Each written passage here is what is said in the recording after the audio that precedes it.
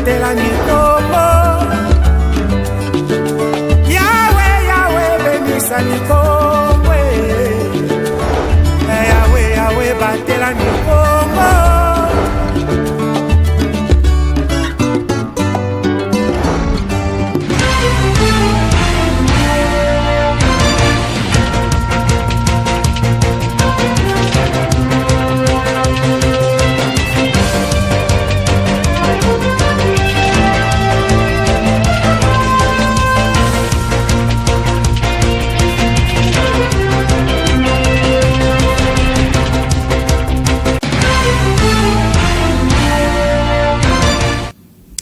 Très ravi de vous servir à travers cette session d'actualité sur les antennes de ma bannière télévision. Salut à toutes et à tous, chers téléspectateurs, et bienvenue dans ce nouveau journal. Nous sommes à quelques heures de la publication des résultats des examens d'État édition 2020 sur toute l'étendue de la République démocratique du Congo, nous fait savoir une communication du ministère de l'enseignement primaire, secondaire et technique, EPST. Les candidats finalistes à ces épreuves vont devoir récolter ce qu'ils ont semé, ce qui vont satisfaire à ces épreuves vont devoir quitter donc les bancs scolaires pour prendre la direction du marché d'emploi ou encore poursuivre leurs enseignements au niveau supérieur ou universitaire. Les autres, par contre, soit le malheureux, seront condamnés à reprendre l'année scolaire terminale pour les diplômes d'État. Donc, à suivre dans nos prochaines éditions.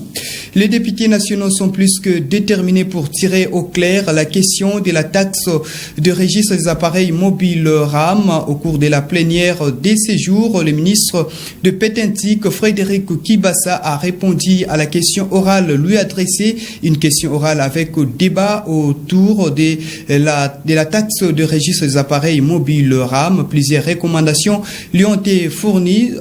On note donc la suppression de cette taxe dans un bref délai, mais ce ministre va revenir au niveau du Parlement dans 24 heures. Les détails dans ses commentaires.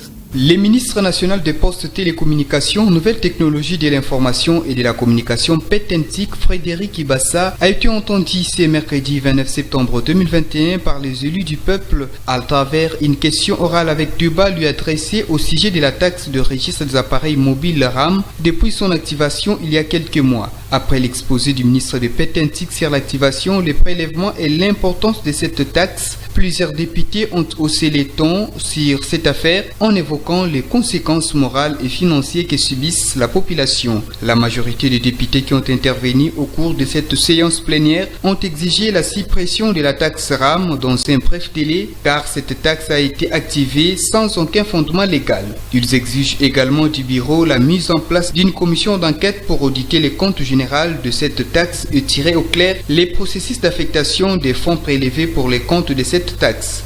Après la clôture du débat, le président de cette chambre basse du Parlement, Christophe Mbosonkodia, a accordé 48 heures au ministre de Pétentique pour revenir à la chambre basse du Parlement afin de rencontrer clairement les préoccupations des élus nationaux. Au cours de cette même séance, l'Assemblée plénière a auditionné les conclusions des rapports de la Commission Défense et Sécurité sur l'évaluation de l'état des sièges décrété en Ituri et au Nord Kivu. Mesdames, Messieurs, parlons santé dans ce corps du journal. La province du Kasaï oriental est frappée par l'insécurité alimentaire avec 9 zones de santé touchées. Plus de 5000 enfants et femmes sont en souffrance de l'insécurité alimentaire, précisément de la malnutrition. Les détails dans cet élément de Pacifique Mwanda. Suite à la crise alimentaire, plus de 5000 enfants et femmes souffrent de la malnutrition dans 9 zones de santé de la province du Kasaï oriental. Cette information a été rendue publique par le chef de division provinciale de la santé, Dr Nestor Chiteku. Ce dernier confirme que depuis le mois de juillet de l'année en cours, plusieurs cas de malnutrition sévère et aiguë ont été enregistrés dans cette région située au centre de la République démocratique du Congo. Notons que le Kasaï est dans une situation plus ou moins particulière causée par un grand mouvement de population. La majorité des gens qui a été expulsés de l'Angola est venue surpeupler la communauté des Kasaï qui est déjà été en souffrance au finish et cela a conduit à la recrudescence des cas de malnutrition. Et signalons que les événements malheureux de Kamwenansapu figurent également parmi les facteurs qui sont à la base de la hausse du nombre de cas de malnutrition. Ces atrocités ont avili l'économie de cette province car l'agriculture a été bafouée par la majorité de la population et s'est tournée à l'exploitation informelle de minerais et la province est frappée par la famine. Le chef de la division provinciale de la santé de la province du Kasaï oriental, le docteur Nestor Chitekou, a par ailleurs invité la population locale à consommer bio en vue de prévenir la malnutrition. Mesdames et messieurs, changeons de registre. Depuis lundi 27 septembre 2021, des scientifiques, experts et autres opérateurs économiques œuvrant dans le domaine de l'agriculture en République démocratique du Congo participent aux travaux des États généraux du secteur agricole dont le go a été donné par le Premier ministre Jean-Michel Sama-Lukonde. Question de réfléchir sur les possibilités de relancer l'agriculture en RDC pour améliorer la situation alimentaire mais aussi diversifier l'économie nationale. Suivez. Placé sous le thème « Agriculture clé de la croissance économique durable et de la réduction de la pauvreté en République démocratique du Congo », le Premier ministre Jean-Michel Sama-Lukonde Kyenge a lancé officiellement le lundi 27 septembre 2021 les travaux des États généraux de l'agriculture, question de faire l'état des lieux du secteur agricole en RDC et réfléchir sur les pistes de solutions pour sa relance. Pour le Premier ministre Sama-Lukonde, ces assises s'inscrivent dans la concrétisation du programme d'action du gouvernement, plaçant sur la première ligne la diversification de l'économie nationale. Le gouvernement a clairement pris l'option de ne plus reposer tous ses espoirs de développement national et uniquement sur le secteur des mines. Désormais, aux côtés notamment du tourisme, de la transition écologique, l'agriculture redeviendra est réellement dans ce pays la priorité historique. Pour y arriver, le gouvernement lancera bientôt une campagne forte en faveur de l'agriculture. D'ores et déjà, il est prévu dans les jours qui viennent la création d'une grande banque nationale de développement.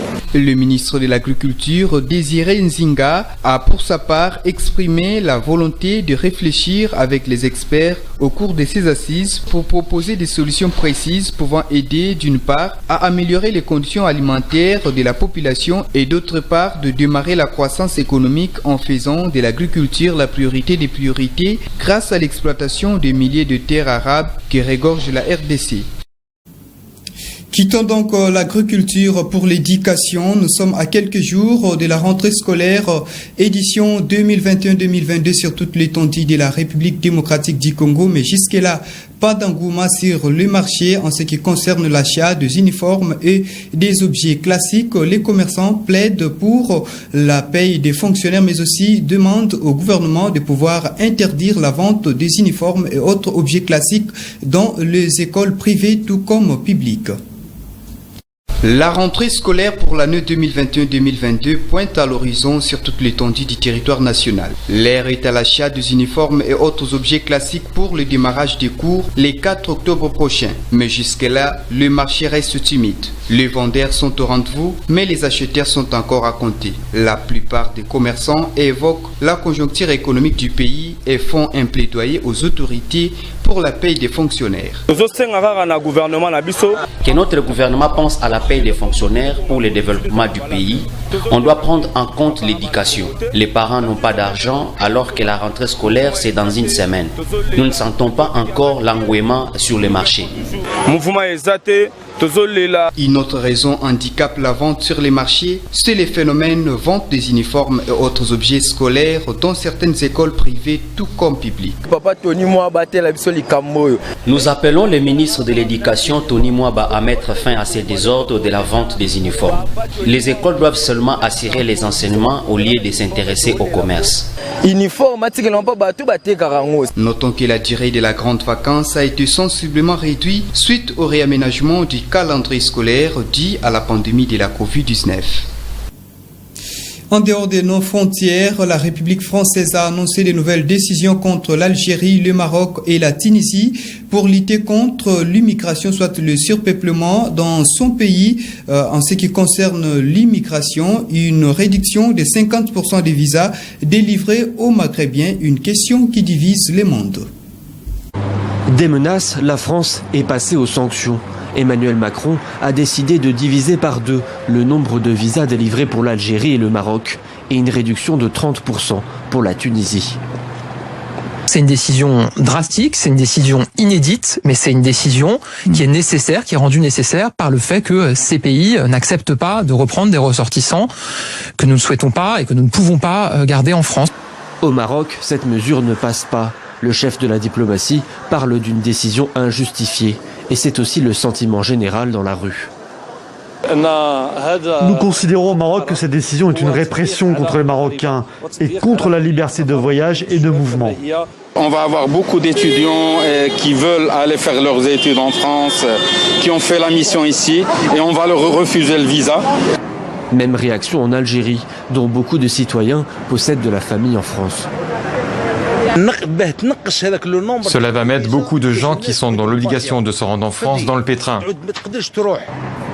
La mesure est vue comme punitive et ce sont les citoyens du Maghreb qui en supporteront les conséquences.